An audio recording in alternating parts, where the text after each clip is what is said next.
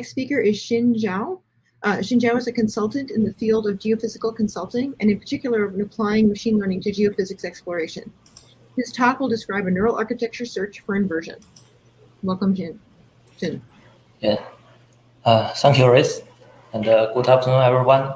So today I will introduce our work on the application of neural architecture search for the seismic inversion. And the seismic inversion is one of the most important process in geophysical exploration, since it gives out the subsurface structure, so we can evaluate the reservoir or decide the drilling plan. And the traditional seismic inversion is based on the acquired wavefield. For example, a shot gather corresponding to the reflected signals, and it usually requires multiple iterations of velocity model update, and then based on some inversion algorithms such as reverse time migration (RTM), and we can get the subsurface image corresponding to this rock and salt. So usually such a process requires a lot of domain knowledge, and it is also time-consuming and computational expensive. So since we know there is a relationship between the wavefields model and the seismic image, so we just think, can machine learn this cycle and just increase the efficiency for the seismic imaging inversion? So there will be two challenges. So the first challenge is just what the neural networks we want to use. As we know, some works have already been conducted to train a supervised neural networks to either inverse subsurface images or the velocity models. And we want to go further, just to extend the concepts of automatic machine learning or AutoML to learn the relationship between the wavefield and the subsurface image. So another challenge will be the loss function. So currently, is the pixel-to-pixel loss function enough for some very complex imaging, such like the subsurface seismic structure? And we also want to improve or contribute something to the loss function so we can have a better modeling performance. And at the final, we also employed some numeric metrics to evaluate the prediction performance, since usually in the geophysical exploration, there is no popular quantitative measures to decide the imaging qualities. So this will be the outline of my talk. So we will start with the data source, and to start our work, we use synthetic data, since it's a little bit hard for us to find the real seismic data suitable for this study.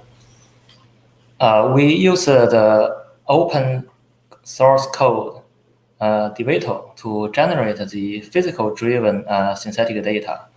On a higher level, so DeVito is a symbolic finite different computational solver. Then it is to create just wave propagation kernels for applications in seismic forward modeling, just like this. So we have an existing model, and we can create the corresponding wavefield as a synthetic real wavefield data. And it can also do the inversion and even computational fluid dynamics, just like a update from initial model to the true model. Okay, so the input of DeVito will be a model and wavelet to simulate the air gun shot, and the output just will be the wavefield For example, here we call it a shot gather corresponding to the each shot during the acquisitions, marine acquisitions, and also the migration or subsurface image. So this will be our input, and this will be our target for our study.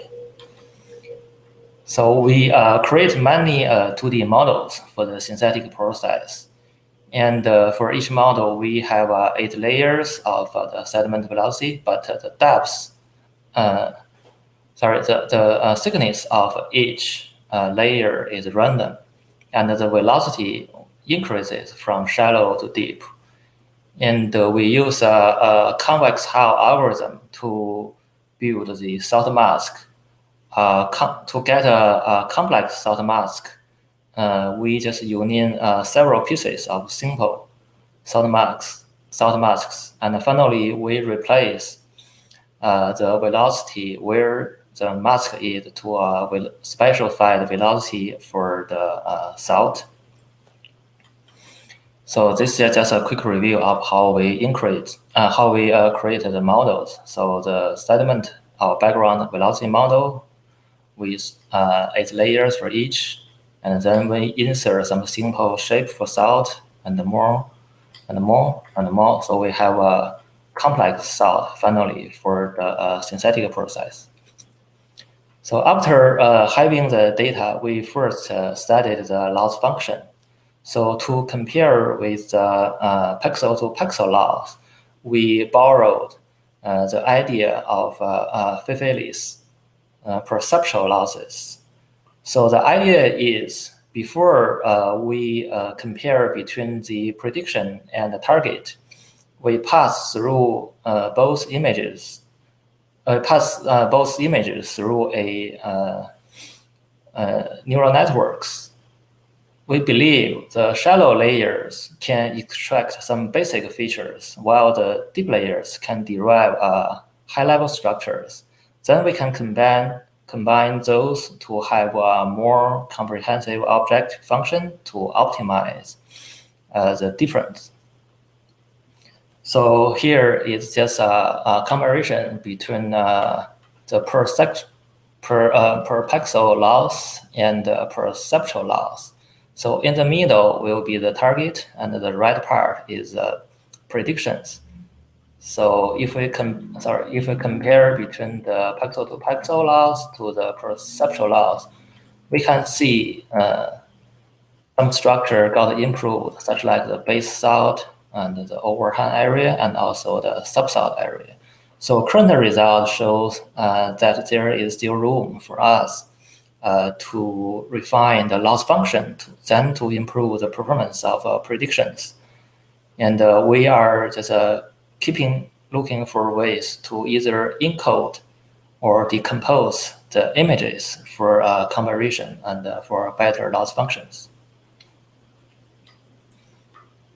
Okay, then another direction of our work is to apply NAS, neural architecture search, for the seismic image prediction.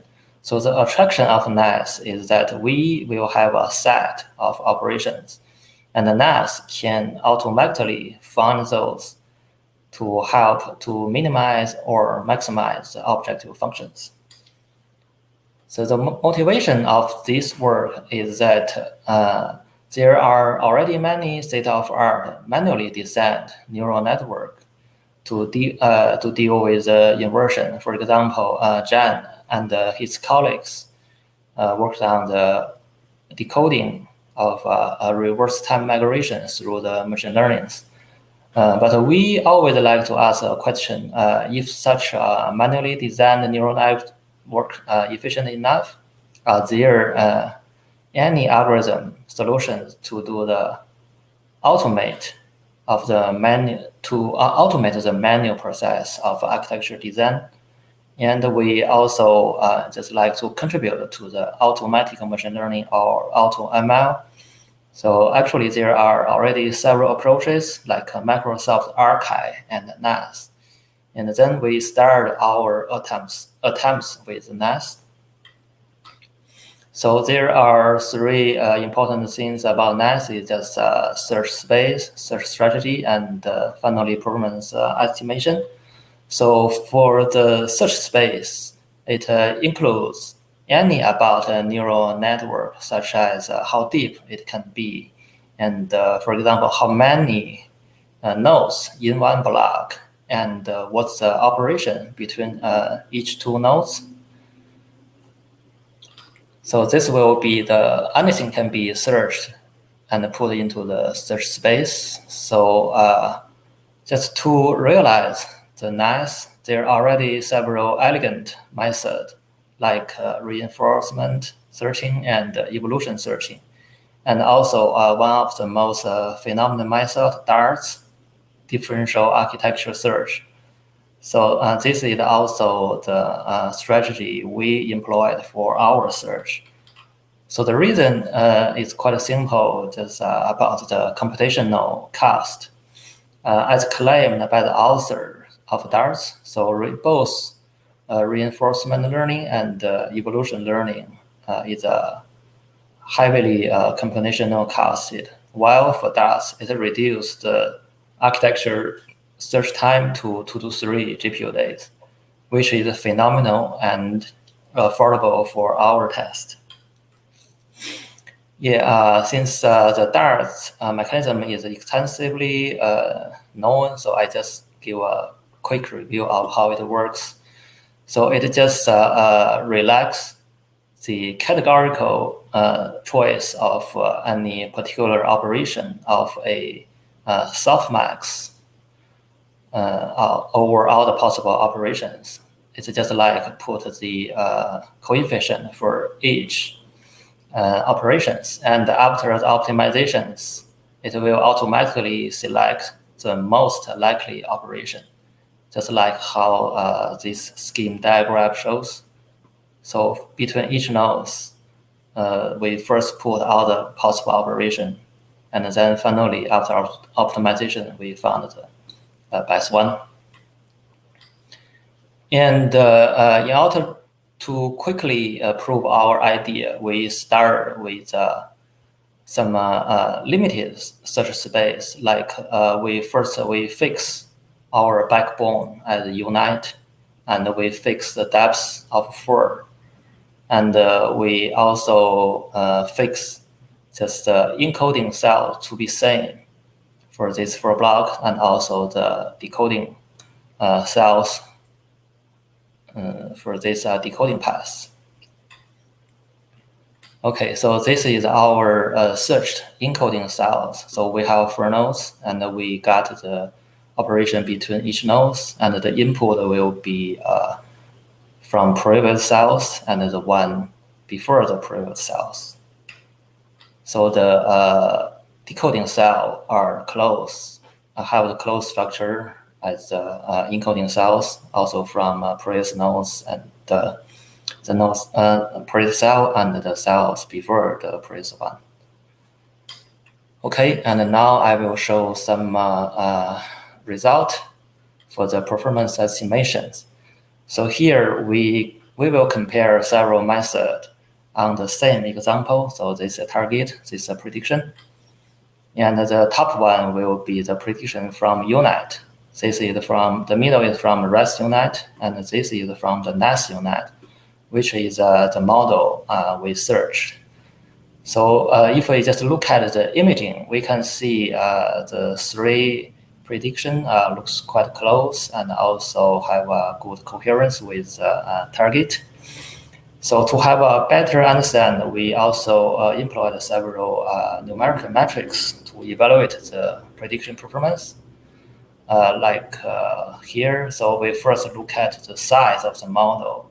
Definitely, we can see the search unit has a much more compressed size than the manually designed neural network, and then we have also much shorter training time. So since the searching time is just a one-step work, so this is still acceptable. And we also try to measure the structure similarity using the structure similarity index measures. So we can see it's almost comparable between the search network and the manually designed network. Yeah, here some detail for the SSM. So it's just compare the brightness, contrast, and the structures between the target and the predictions. So as a summary, so we first look at the loss function, and we can see just a perceptual loss captures high-level features to improve the modeling performance. And the search UNet model has a comparable prediction performance, but it's much more complex than the manually designed neural networks. Also, we can see there's still a lot of limitations for our current test, and we also look forward for further improvement of our strategies. Okay, so that's all, and thank you for your attention. Hey, thank you, Xin. We are actually out of time, so I'm sure Xin will be available later on in the conference to be able to answer questions and available through messaging and chat.